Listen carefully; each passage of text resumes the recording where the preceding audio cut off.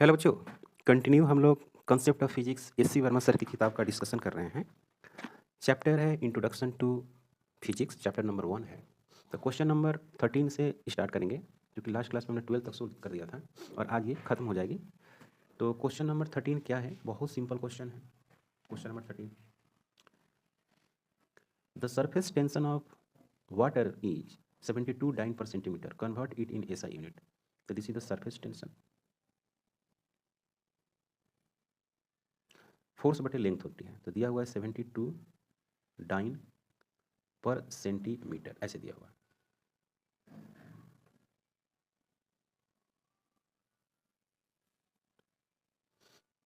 तो अब क्या है कि आपको फार्मूला इसका लिख लिया, डाइन सेंटीमीटर। अब 1 Newton equal to 10⁵ dine.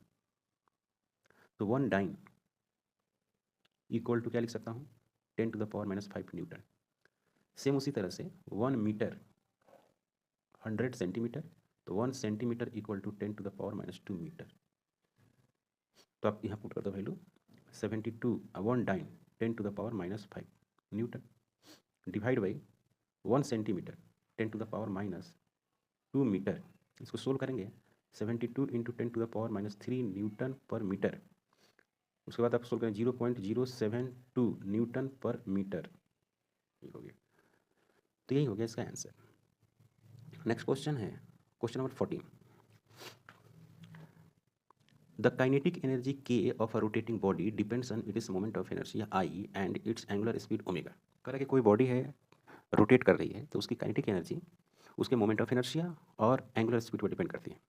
Assuming the relation, मान लेते हैं कि रिलेशन कुछ ऐसा है, where K is the dimensionless constant, find A and B the moment of inertia of the sphere about its diameter is 2/3 m²।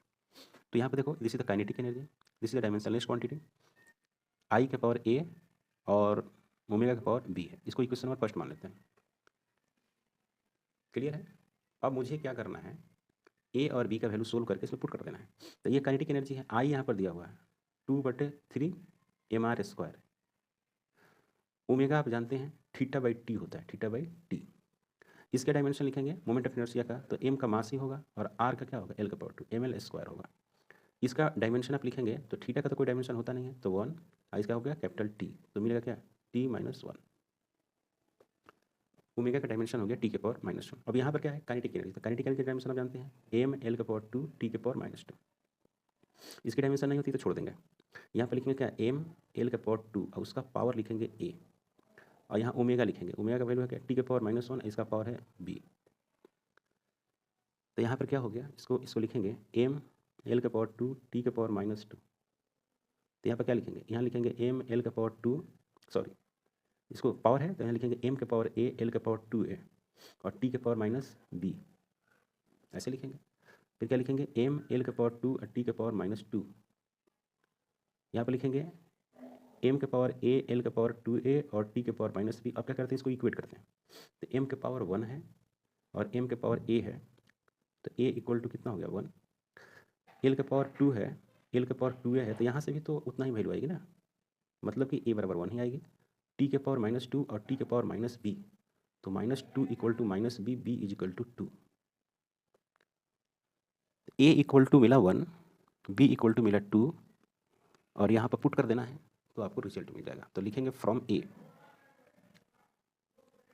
From first, तो क्या है, capital K small k I के पावर 1 ओमेगा के power 2। यही हो गया answer. Next question है question number 15, theory of relativity reveals that mass can be converted into energy. The energy capital E so obtained is proportional to certain power of mass and speed c of light. Guess a relation among the quantities among using the method of dimensions. Okay, देखो सवाल यहाँ पर ये कह रहा है कि कोई पार्टिकल है, तो थ्योरी ऑफ रिलेटिविटी के अनुसार जो इसकी काइनेटिक एनर्जी होती है वो मास के कुछ पावर और स्पीड ऑफ लाइट के कुछ पावर के डायरेक्टली प्रोपोर्शनल होती है। ये सवाल कहा, तो यहाँ पर लिख सकता हूँ स्मॉल k m के पावर x c के पावर y। अब इसको लिख देता हूँ इक्वेशन नंबर फर्स्ट और दोनों तरफ डायमेंशन लिखते हैं, जैसा कि अभी एबव क्वेश्चन लिखा था मैंने। तो यहाँ पर लिखेंगे दोनों तरफ डायमेंशन, एनर्जी का ml का पावर 2, t के पावर -2। यहाँ पर क्या होगा, डायमेंशनलेस है तो कैपिटल एम इसका पावर क्या होगा एक्स, और यहाँ पर क्या होगा एल टी माइनस वन इसका पावर वाई। इसको सोल्व करेंगे तो मिलेगा एम एल का पावर टू टी के पावर माइनस टू, यहाँ पर क्या होगा एम का पावर एक्स एल का पावर वाई और टी के पावर माइनस वाई। ठीक है, अब इसको सोल्व कर दो। एम के पावर वन है, यहाँ पर एम के पावर एक्स है तो एक्स इक्वल टू कितना मिला वन, एल के पावर टू है, एल के पावर वाई है, वाई बराबर क्या मिला टू। नेक्स्ट इसको सोल्व करेंगे ना इसको तो वाई की वैल्यू उतना ही मिलेगी, क्योंकि एक ही इक्वेशन में वाई की दो वैल्यू तो नहीं हो सकती है, एक ही वैल्यू होगी। अब एक्स इक्वल टू वन आया, वाई इक्वल टू टू आया, और आप यहाँ पर पुट कर दो इक्वेशन फर्स्ट, तो आप लिखो फ्रॉम फर्स्ट, तो फर्स्ट इक्वेशन से ई इक्वल टू के और एम के पावर वन सी के पावर टू, तो ई इज इक्वल टू के एम सी स्क्वायर, बहुत फेमस है आइंस्टीन मास एनर्जी इक्वेशन इसको बोलते हैं। क्लियर है। नेक्स्ट क्वेश्चन नंबर 16 है, let I current through a conductor R its resistance and V potential difference across its ends according to Ohm's law product of the two these quantities equals the third obtains Ohm's law from the dimensional analysis। Dimensional formula for R भी दिया हुआ है, कह रहा है कि दो quantity का प्रोडक्ट तीसरे के बराबर होगा। इसको आपको सोल्व करना है by the method of dimension. पहले आप सवाल को समझ लो। पहली बात की ओम्स लॉ होती है V is equal to I R, तो ये ओम्स लॉ है, इनका डेरिवेशन अपना अलग है। अब ये कह रहा है कि ये पोटेंशियल है, ये करंट है, ये रेजिस्टेंस है, V फॉर पोटेंशियल है और इसका डायमेंशन आपको दिया हुआ है, I फॉर करंट है और R फॉर रेजिस्टेंस, इसका भी डायमेंशन दिया हुआ है। तो इसको डायमेंशन के थ्रू सोल्व करना है कि V बराबर आई आर होता है। तो मान लो कि V इज इक्वल टू, मुझे नहीं पता है कि क्या होता है, तो इसको I के पावर एक्स और R के पावर वाई कर दिया मैंने। अब यहाँ पर डायमेंशन के हेल्प से एक्स की वैल्यू और वाई की वैल्यू पुट करना है, निकालना है। तो पता तो चल ही जा रहा है कि एक्स की वैल्यू वन होगी और वाई की वैल्यू भी वन होगी, तभी तो V बराबर आई आर होगा। लेकिन ये डायमेंशन से सोल्व करना है। तो देखो भाई, पोटेंशियल का डायमेंशन आपको लिखा हुआ है यहाँ पे, आर का डायमेंशन, पोटेंशियल का डायमेंशन है एम एल के पावर टू टी के पावर माइनस थ्री और आई के पावर माइनस वन। यहाँ पर लिखा हुआ है M L T minus three और आई के पावर माइनस वन। ठीक है, रजिस्टेंस का भी डायमेंशन लिखा हुआ है, एम एल के पावर टू और टी के पावर माइनस थ्री आई के पावर माइनस टू, तो सिर्फ एक ही चेंज होगा, यहाँ पर टू होगा। रजिस्टेंस में होगा एम एल के पावर टू टी के पावर माइनस थ्री और आई के पावर माइनस टू। अब इसी के हेल्प से आपको सोल्व करना है, तो चलो सोल्व करते हैं फ्रॉम फर्स्ट। तो फर्स्ट से देखिए, पोटेंशियल का वैल्यू यहाँ लिखिए एम एल के पावर टू टी के पावर माइनस थ्री आई के पावर माइनस वन। अब आई के पावर यहाँ पर आई ही रहेगा, डायमेंशन इसका यही होता है, आई के पावर एक्स। और यहाँ पर देखिए रेजिस्टेंस का एम एल के पावर टू टी के पावर माइनस थ्री आई के पावर माइनस टू, इसका पावर क्या हो जाएगा वाई। तो इसको सोल्व करेंगे तो मिलेगा एम एल के पावर टू टी के पावर माइनस थ्री आई के पावर माइनस वन। तो यहाँ पर हो गया क्या एम, इसको देखेंगे सोल्व करेंगे, एम के पावर एक्स एल के पावर टू एक्स और टी के पावर सॉरी वाई होगा ना, एम के पावर वाई एल के पावर टू वाई टी के पावर माइनस थ्री वाई और आई के पावर माइनस टू वाई। अब पहले से क्या है, पहले से यहाँ पर क्या है एक्स है, आई के पावर एक्स, एक लाइन आपको और लिखना पड़ जाएगा। तो यहाँ पर लिखेंगे एम एल टी के पावर माइनस थ्री आई के power minus two sorry I के पावर माइनस वन, एम के पावर वाई एल के पावर टू वाई टी के पावर माइनस थ्री वाई और आई के power minus two Y plus X, ये होगा। अब देखिए एम के पावर वन है, एम के पावर वाई है, तो वाई का वैल्यू क्या आ गया वन। अब ये नहीं कि फिर इससे भी वाई का सोल्व करते हैं, सबसे एक ही आएगा। यहाँ पर देखिए आई के पावर क्या है माइनस वन और आई के पावर माइनस टू वाई और प्लस क्या है एक्स। अब इसको लिखेंगे minus one is equal to minus two Y plus x, minus one y का value minus two into one plus x. यहाँ पर क्या लिखेंगे minus one plus two x, x is equal to क्या हो गया वन।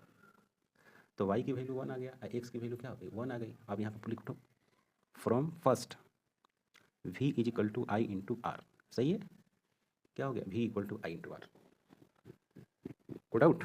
ओके, नेक्स्ट क्वेश्चन है 17 question. 17 question में ज़्यादा कन्फ्यूजन होती है, बच्चे अक्सर इसको ज़्यादा पूछते हैं।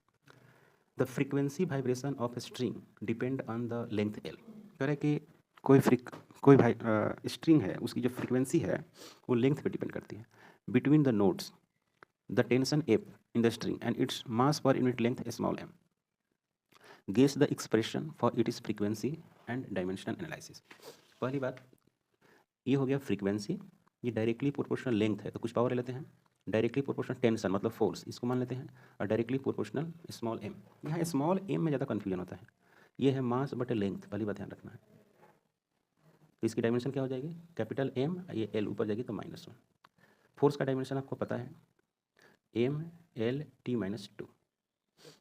एल लेंथ का डायमेंशन आपको एल होता है, ये आपको मालूम है।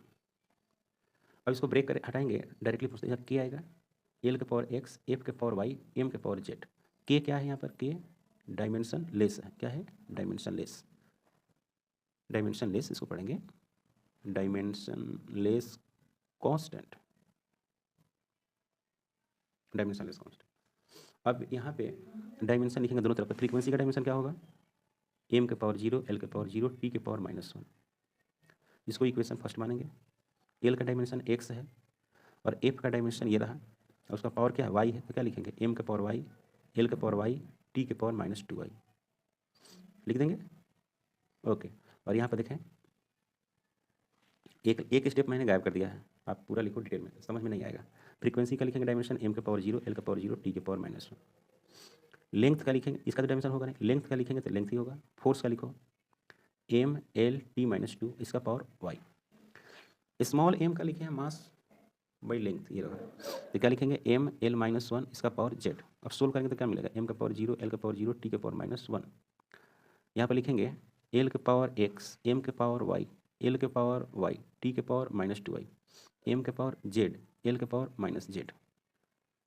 अब इसमें फिर लिखेंगे यहाँ पर एम के power Y plus Z, Y plus Z. अब एल का लिखते हैं तो एल के पावर वाई, एल के पावर एक्स, एल के पावर -z, तो एल के power X plus Y -z और टी के पावर -2y, एम के पावर 0, एल के पावर 0, टी के पावर।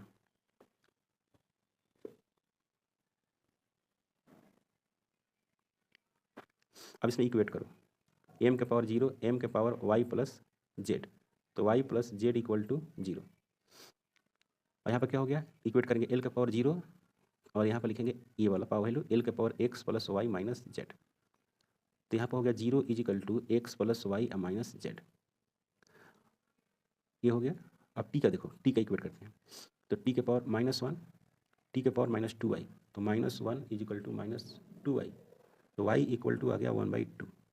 y का वैल्यू मिल गया 1/2।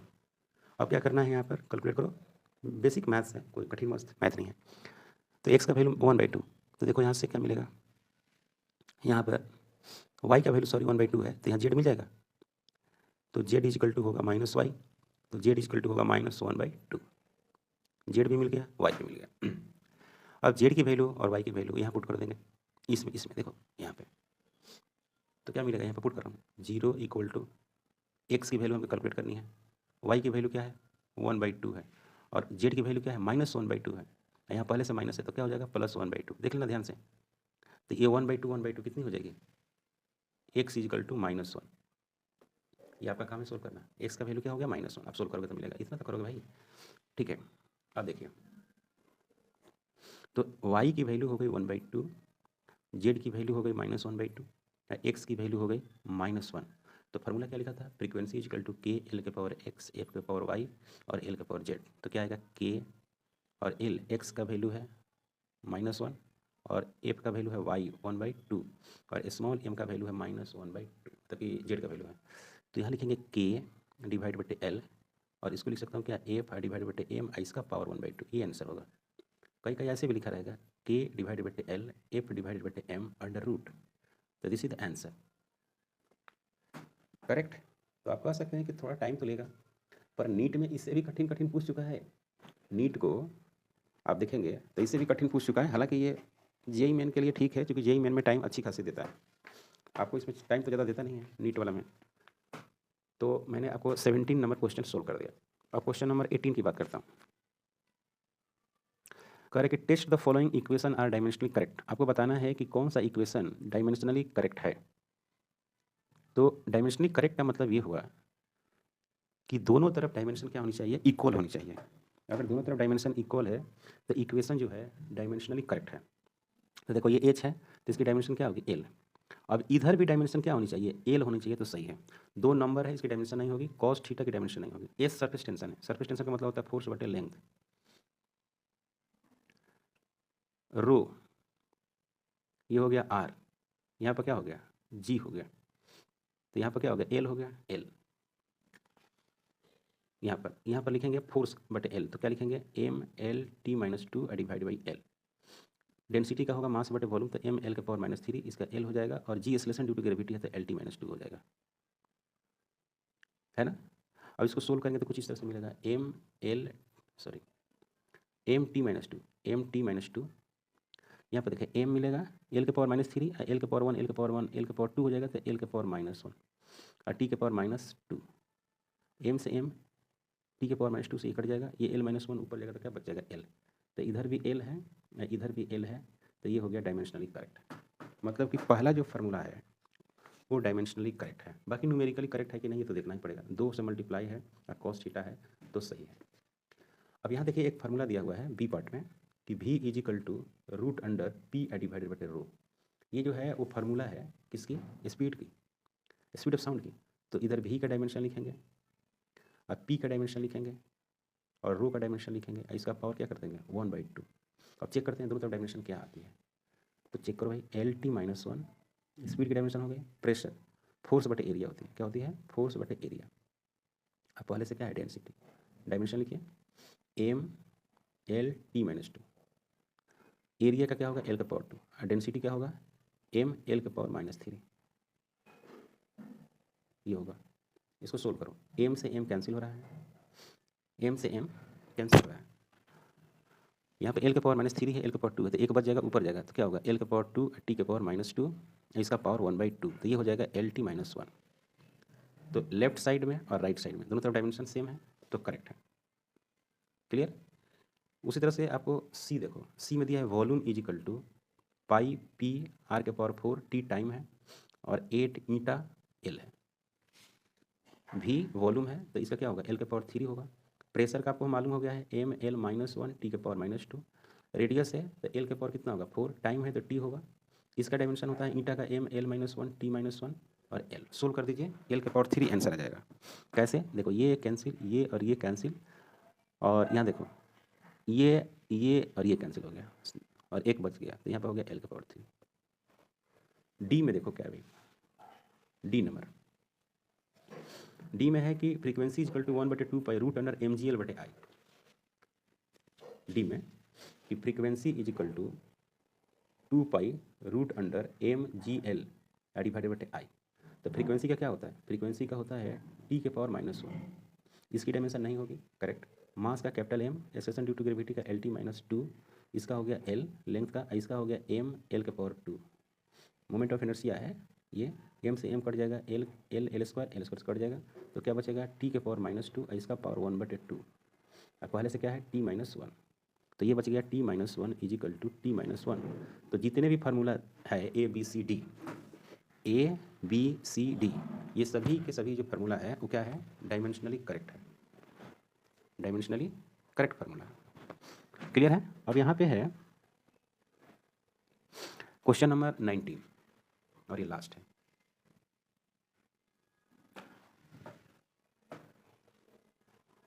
कह रहा है कि let x and a stand for distance is d x divided बटे root under a square minus x square equal to 1/a sine inverse a by x dimensionally correct. कह रहा है कि क्या ये डायमेंशनली करेक्ट है, ये आपको बताना है। तो मैं इसको कैसे सोल्व करूँगा, 19 नंबर लास्ट क्वेश्चन है। Integration d x under root a square minus x square equal to 1 divide बटे a sine inverse a divide by x. क्या ये डायमेंशनली करेक्ट है। अगर दोनों तरफ डायमेंशन इक्वल हो जाएगी तो क्या लिखेंगे, राइट बोथ साइड डायमेंशन। अगर दोनों तरफ डायमेंशन इक्वल हो जाएगी तो डायमेंशनली करेक्ट है। यहाँ पर लिखेंगे L, यहाँ पे लिखेंगे एल और यहाँ पे लिखेंगे ए स्क्वायर माइनस एक्स स्क्वायर, ए स्क्वायर माइनस एक्स स्क्वायर, तो एल का स्क्वायर माइनस एल का स्क्वायर, तो L square minus L square अगर सब्ट्रैक्ट करेंगे तो एल स्क्वायर ही आएगा। यहाँ पर क्या होगा एल और इसकी कोई डायमेंशन नहीं होगी। अब देखिए भाई एल स्क्वायर में से एल स्क्वायर घटेगा तो जीरो नहीं होगा, लेंथ में से लेंथ घटाएंगे तो लेंथ होगा, लेंथ स्क्वायर में से लेंथ स्क्वायर घटाएंगे तो लेंथ स्क्वायर होगा। ये मैथमेटिक्स प्योर मैथमेटिक्स नहीं है। तो यहाँ पर क्या हो जाएगा एल स्क्वायर और अंडर रूट एल हो जाएगा, तो एल बच जाएगा। यहाँ पर क्या होगा 1 डिवाइडेड बाय एल होगा। इसको सोल्व करेंगे तो क्या होगा कट जाएगा ये, तो यहाँ पर मिलेगा एल का पावर जीरो, यहाँ हो जाएगा एल का पावर -1, तो जीरो इज इक्वल टू -1। ये सही नहीं है, बिल्कुल सही नहीं है। तो so dimensionally not correct, so dimensionally not correct, मतलब कि आंसर क्या होगा नो। कहा था ना इज डायमेंशनली करेक्ट, तो नो। बच्चों आज हम लोग एस.सी. वर्मा सर की किताब जो है कंसेप्ट ऑफ फिजिक्स, उसका हम लोग लास्ट जो है 19 नंबर क्वेश्चन को सोल्व कर दिए। नेक्स्ट क्लास में हम लोग काइनेमेटिक्स पढ़ेंगे, रेस्ट एंड मोशन, जिसमें प्रोजेक्टाइल भी मोशन रहेगा और स्ट्रेट लाइन मोशन भी रहेगा। चैनल पर नए हैं तो सब्सक्राइब करें, शेयर करें। Thank you.